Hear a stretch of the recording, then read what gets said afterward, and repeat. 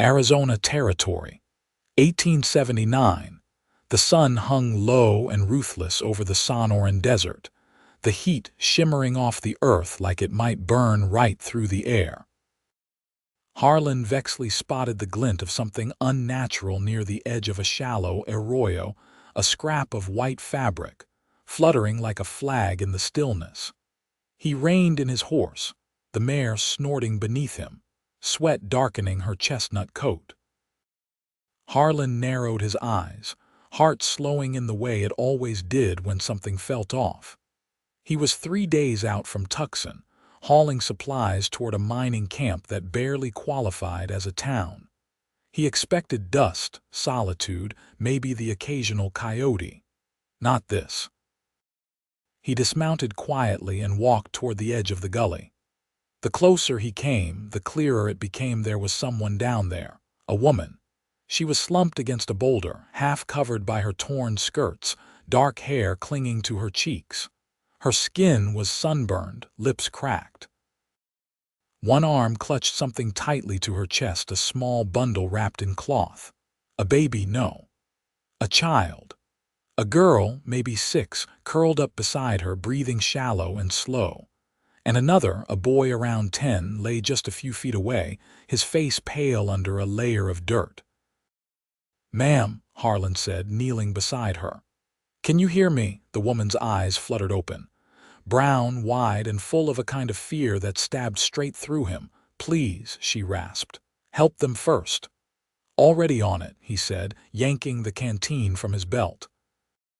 He tipped water to the girl's lips first, then the boy's. Both stirred weakly. The woman's gaze stayed on her children, her lips trembling with relief. "I am going to get you all out of here." "You hear me?" Harlan said. She nodded once before her head lolled against the rock. It took him nearly an hour to get them all on his wagon, her, the kids, and what was left of their belongings. A broken trunk, some dresses, a book of psalms, and a rusted tin of buttons. He covered them with his spare blankets, soaked cloths in water, and set his mare walking at a steady pace toward the nearest post stop, which was 15 miles north. He drove through the dark, lantern swinging from the wagon rail. The boy Anders, the woman had whispered, woke first. Harlan gave him more water than the girl, Abigail. Both children were quiet, watchful.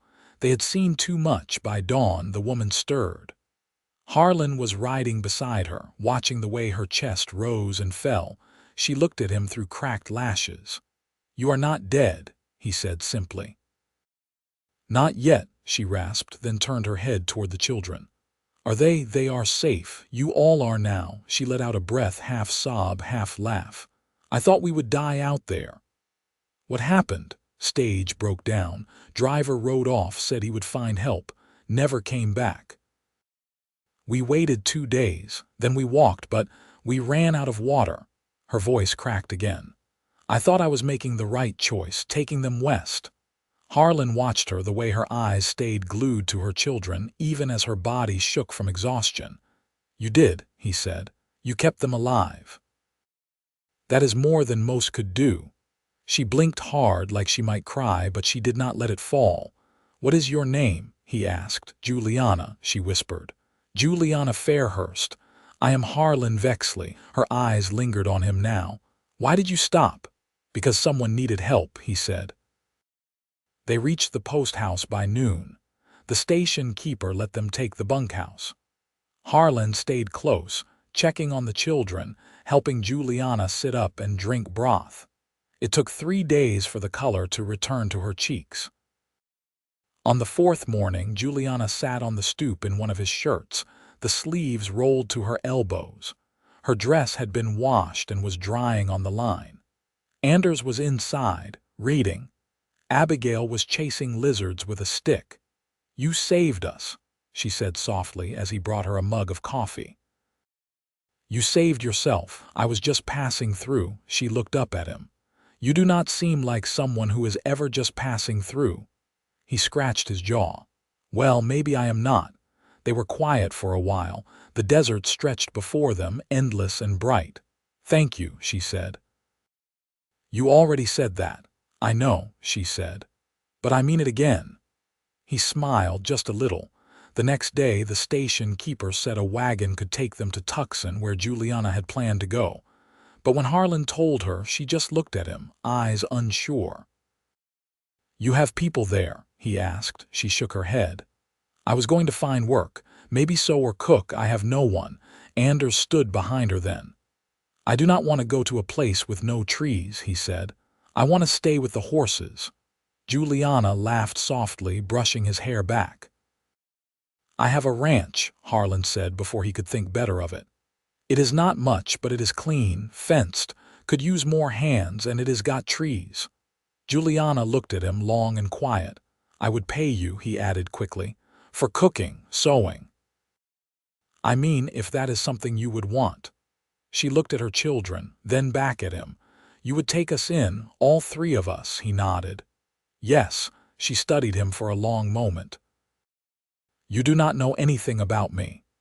Well, he said, watching the way her eyes softened, I know you walked through hell for those kids. I figure that tells me everything I need. She reached out slowly, fingers brushing his. Then yes, she said. We would like that. And just like that, the desert heat began to feel different, less like a burden, more like a beginning.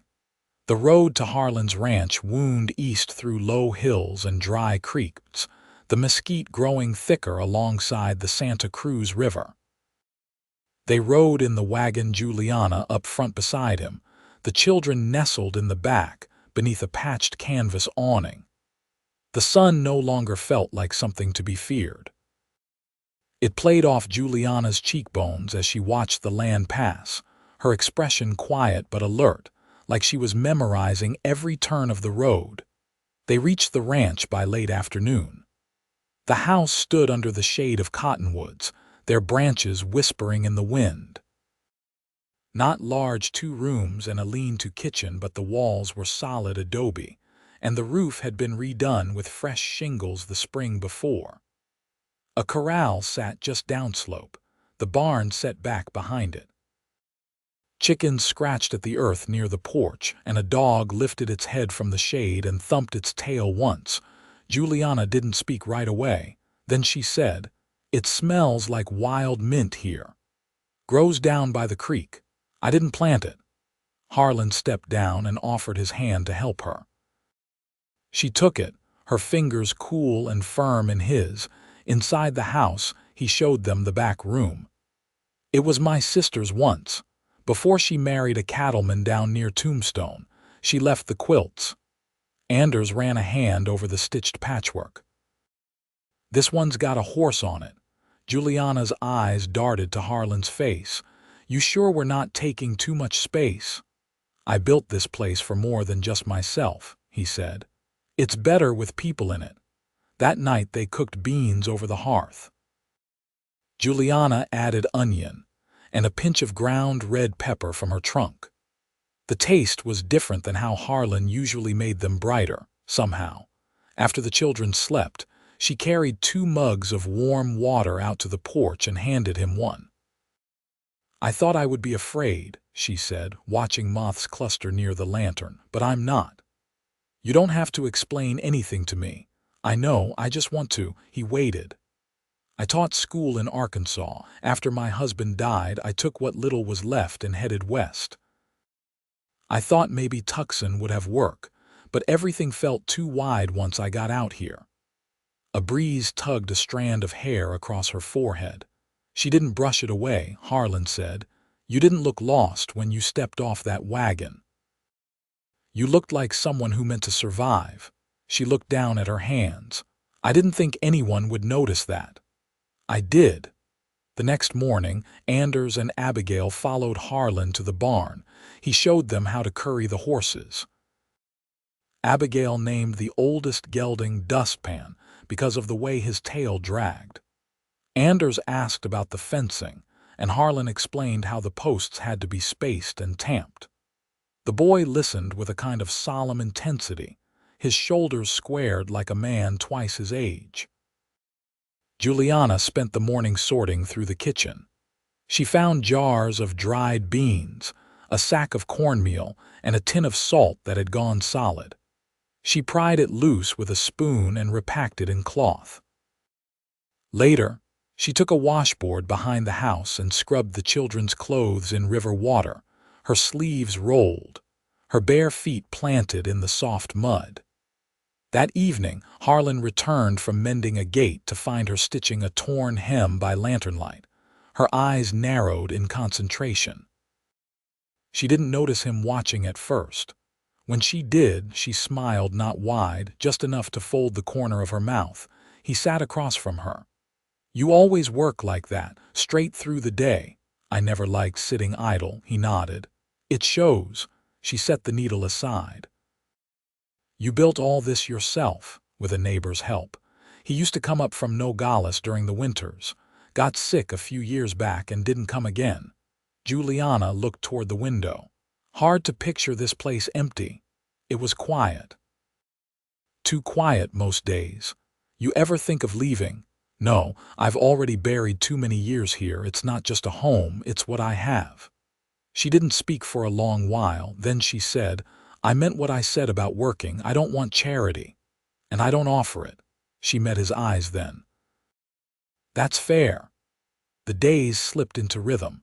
Harlan rose early to tend the animals. Juliana cooked breakfast, her movements efficient, her voice soft when she woke the children. Abigail took to following the hens around the yard, naming them like storybook characters. Anders helped haul water and once stitched a tear in a saddle strap with careful fingers. Harlan watched all of it with a quiet kind of surprise. One evening, a storm rolled in sudden and sharp. Rain pounded the roof, and wind rattled the windows. Juliana sat by the hearth, Abigail curled against her side. Anders crouched near Harlan, who was oiling a rifle. Juliana said, "Back home, I used to tell them stories when it rained." "Go on, then," Harlan said, setting the rifle aside. She looked down at her daughter. "Once there was a woman who lived in a house with no walls, only a roof and a floor. People said she was foolish, but she said it let the wind bring her news from the world." Abigail whispered, "Was she lonely?" Juliana brushed her daughter's hair back. "Not once. She made a home out of the wind." After the children were asleep, Harlan poured 2 cups of coffee and handed her one. She wrapped her hands around it. "You always tell stories like that?" he asked. "Only when I want someone to understand something I can't say plain." He didn't press. Just looked at the fire until she spoke again. "I keep thinking about that first night, how close we came." "I know." She turned her face toward him. "It changed something, not just in me, in how I see the world." He met her gaze. "Me too." She reached out slowly, her fingers brushing his. He didn't move, only let her hand rest there. Neither of them said anything else. They didn't need to. The storm passed, and the house held strong around them. By late May, the land had begun to green along the low banks of the creek, wild tobacco blooming in quiet corners of the pasture. Juliana planted the seeds she'd bartered for from a passing Navajo woman's squash, beans, a handful of corn kernels. She worked the soil with a flat stone in her own hands, dirt caked under her nails, sweat lining her brow. Harlan watched her once from the edge of the barn, saying nothing. He knew the rhythm of someone rebuilding, and he knew better than to interrupt it. In the evenings, she sat on the porch steps and mended the children's shoes with thread she'd twisted from fraying cloth. Anders had taken to carving little figures from mesquite scraps: horses, oxen, a crooked-legged dog. He gave the first one to Harlan without a word, then walked off to chase his sister. Harlan set it on the windowsill, and it stayed there. One morning, Juliana swept the hearth and found an old ledger tucked beneath the kindling box. She brought it out to him in the yard, where he was boiling a kettle for scalding tools. "This yours?" she asked, offering it with both hands. He wiped his palms on his trouser legs before taking it. "It was my father's. Kept records back when he thought this place might turn a profit. You mind if I use the empty pages? I've been teaching Abigail her letters." He glanced up, the steam from the kettle curling between them. "I didn't know you were teaching her. She's quick with patterns." Anders listens too, though he pretends not to. "Use what you need." She lingered a moment, then pointed to the corner of the yard. "That stump. It'd make a good place for a chalk slate if you ever come across one. I'll ask at the trading post next time I ride in." She nodded once, then turned back toward the house, her braids swaying low against her back. That night, after the children were asleep, she stood just inside the doorway, her silhouette framed by lamplight. "Harlan," she said quietly, "I've been thinking." He set down the gear he'd been cleaning. "Go on. This place, it's starting to shape around us. Like we're not just borrowing space anymore." He stood, stretching the stiffness from his shoulders. "It's yours as much as mine." "I wasn't asking for claim," she said, stepping closer. I want to know what you see when you look at me." Now, he studied her, the way her eyes didn't flinch, the way her hands stayed still at her sides. "I see someone who's never taken an easy step, who holds her ground and doesn't ask for pardon." She nodded slowly once. He moved toward her then, each step deliberate. When he reached her, he didn't speak. He just touched a loose strand of hair near her temple, tucked it behind her ear. Her breath caught, but she didn't look away. "I've never asked much of life," he said at last, voice low, "but I'd ask for you." She exhaled, eyes shining but dry. "Then ask. Stay. Not just until the next place calls you. Stay because you want to." "I do." She reached for his hand and he let her take it. Days passed, then weeks. The crops sprouted, slow but steady. A neighbor rode up one morning with 2 piglets in the back of his cart. Juliana traded him her extra buttons and a jar of wild honey for one. Abigail named it Fern and insisted on feeding it by hand. Harlan built a bench beneath the cottonwoods, where Juliana sometimes sat to read aloud from a book she'd saved in her trunk. The words were worn but still legible, and Anders would sit nearby, carving or just listening without comment. One evening, as the sky turned copper, Juliana rested her head against Harlan's shoulder while they watched the children race between the trees. "I never thought I'd find peace out here," she murmured. "Not after everything." "You didn't find it," he said. "You built it." She turned her face up to him. "And you?" "I was waiting without knowing it."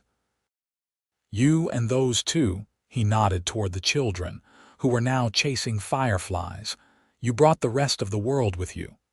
She kissed him then. Slow, certain. Not as a question, but as an answer they'd both been walking toward since the desert first tried to take what they wouldn't surrender. When the stars came out, they stayed on the bench, her hand in his. The night full of quiet sounds, the rustle of leaves, the soft snort of cattle, the hum of something new and lasting taking root. Harlan stood at the edge of the paddock, elbow resting on the top rail, watching as Juliana adjusted the saddle cinch on the roan mare. She moved with a quiet certainty now, her hands practiced, her mouth drawn in a line of concentration. The morning sun filtered through the cottonwoods behind her, catching the edge of her braid as it slipped forward over her shoulder. "You've got the rigging even," he said. "I double-checked the billet straps," she replied without turning. "She's favoring her left foreleg a little. Might be the stone I took out yesterday." He shifted his weight. "I noticed that too. You've got a good eye." She looked back at him then, not for praise, just to gauge whether he meant it. When he nodded once, her shoulders relaxed a notch. "I didn't grow up around horses," she said. "But I learned quick after the war. My uncle let me help break his colts one summer. He figured I wouldn't spook as easy as the boys." What made him think that? I'd already lost my father by then, and our home. She ran a palm down the mare's flank. "Some things teach you to hold still when others bolt."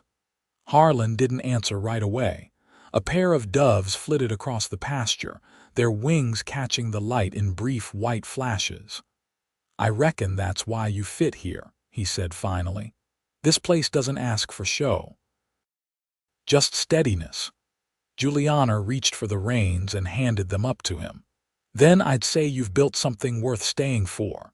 He mounted without reply, but her words stayed with him as he rode out along the western fence line. 2 days later, a freighter wagon rolled up from the South Trail, heavy with dry goods and mail tied under canvas. The driver, a gray-bearded man named Lee Cormack, passed down a parcel wrapped in butcher paper and string. "For the woman," he said. "Came in from Arkansas with that Tucson shipment." Juliana opened it carefully. Inside was a folded apron, stitched with her initials, and a short note in a woman's slanted hand. She read it once, then again, her mouth pressed tight. Harlan waited until the children went off to chase grasshoppers through the barley rows. "Something wrong?" he asked. "It's from a woman I knew back home. Her name's Mercy. She was boarding with the widow who bought our old land." He waited. "She says they're selling it off now. Timbermen. Nothing left of the house. Says she found this apron in the old root cellar and thought I might want it." Juliana folded the cloth along its seams, smoothing each edge before she spoke again. "I used to believe my life was still waiting for me somewhere, if I could just get back to it. But it's gone, and I'm not mourning it anymore." She looked at him then, her voice even. "I want to belong somewhere that's still living."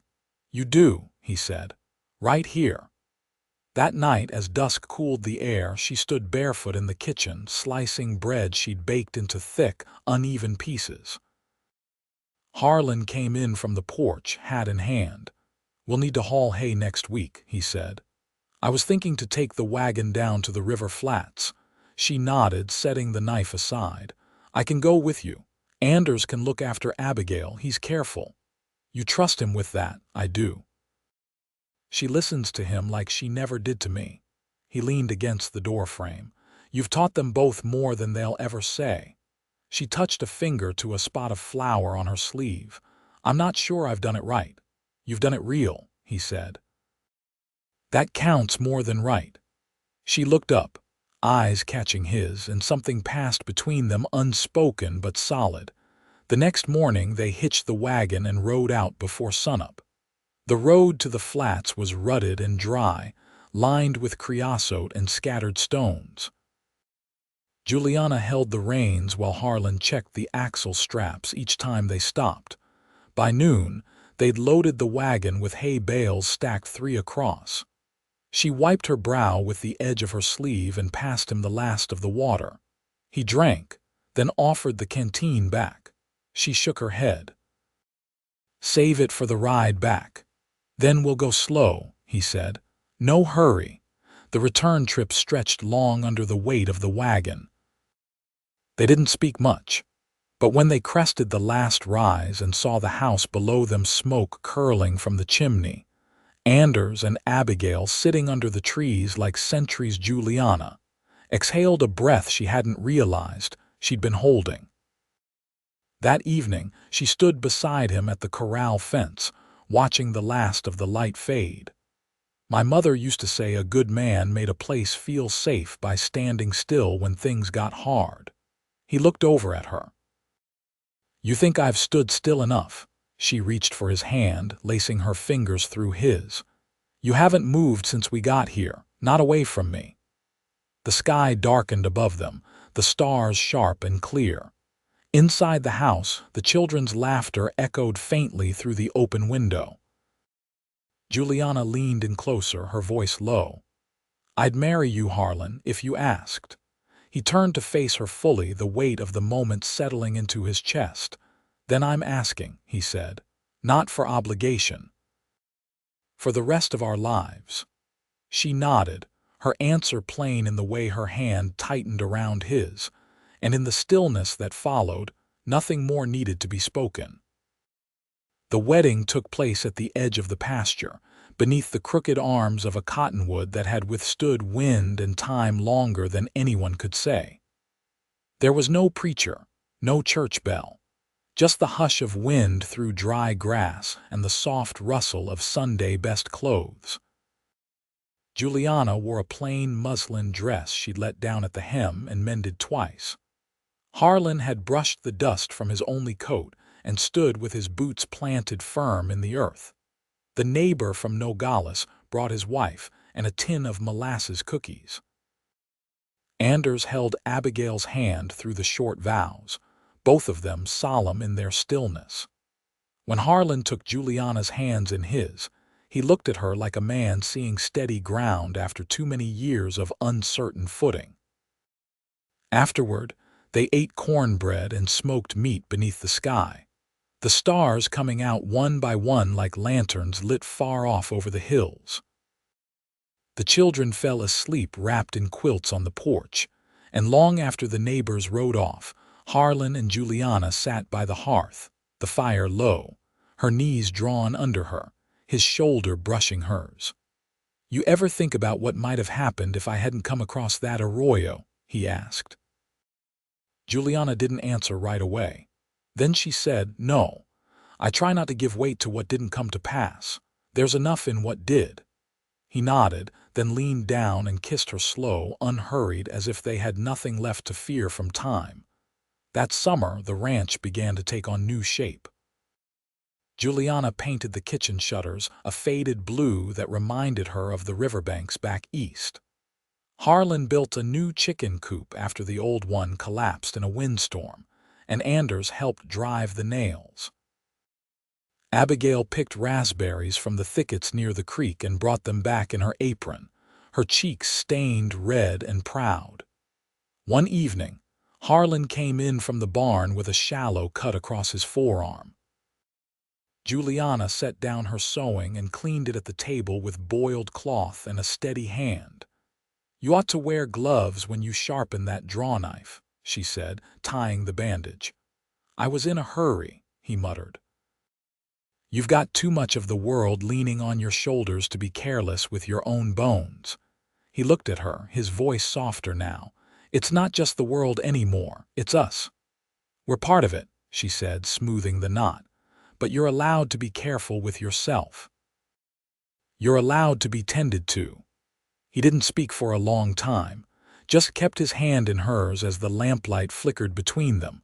One morning in early autumn, Juliana stepped out to the porch and paused, eyes on the horizon. "There's frost in the sage," she said. "Won't be long before the river slows." "We'll stack more wood this week," Harlan replied, "and move the goats closer to the barn," she nodded. "And the children'll need thicker coats. I can make them if we can trade for wool. We'll ride into town tomorrow. See what the mercantile has." It was the first time she realized they'd stopped speaking in separate futures. Everything now began with we. That winter was kind but cold. Snow dusted the ground only twice, and both times, the children ran through it shrieking with laughter, bundled in the coats Juliana had stitched by lantern light. Harlan brought in game when he could, and Juliana dried apples and smoked meat to carry them through. The nights were quiet, filled with the creak of wood settling and the sound of pages turning as she read aloud from the Psalms. One night after the fire had burned low, Harlan reached for her beneath the quilt, his hand brushing her wrist. "I never thought I'd have this," he said. She didn't ask what he meant.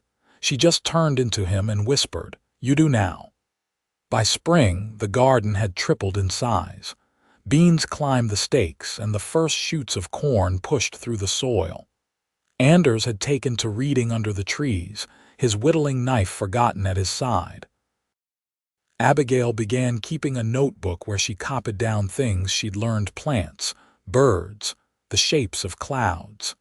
In late April, Juliana stood near the barn, watching the children chase the dog through the field. She turned as Harlan came up behind her, wiping his hands on a rag. "She's quick," he said, nodding toward Abigail. "Faster than I was at her age." "She's always listening," Juliana replied, "even when we think she's not." He studied her face a moment. You've made this place into something more than I ever could on my own. You gave us the ground," she said. "We just helped it grow." He reached into his pocket, pulled out a small box wrapped in cloth. "What's this?" she asked. He opened it. Inside was a ring, plain silver, the metal shaped with a slight twist at the center. "I sent for it months ago," he said. "Didn't want to give it to you till it felt like the right day." She took it gently, slipping it on. It fit without needing to be forced. "I'll wear it every day," she said, "until my hands forget what they looked like without it." He kissed her quiet, certain, the way a man does when there's nothing between him and the life he chose. Years passed. The ranch held through flood and drought, through lean seasons and fuller ones. Juliana's sewing hung in every room, her handwriting in the children's school ledgers, her voice steady at the table each night. Harlan planted more trees along the eastern fence line, and as they grew, so did the shape of home. Anders left at 17 to apprentice with a blacksmith in Prescott, but he returned each winter, taller each time, his hands calloused and kind. Abigail stayed longer, helping Juliana teach the children of neighboring families who came 2 mornings a week to the little lean-to Harlan converted into a schoolroom. On their 15th anniversary, Juliana and Harlan stood beneath the same cottonwood where they'd spoken their vows. The tree had grown broader, its roots deeper. They didn't say much, just stood with their shoulders touching, the light soft between the leaves. "I never asked for a second chance," Juliana murmured. "But I was given one all the same." Harlan looked at her, the lines around his eyes deeper now, but his expression unchanged. "We earned it," he said. "Every quiet hour of it." And as the sun slid down beyond the hills, they walked back toward the house hand in hand, the windows glowing warm ahead of them, the air sweet with the scent of sage and earth and the long, steady promise of home.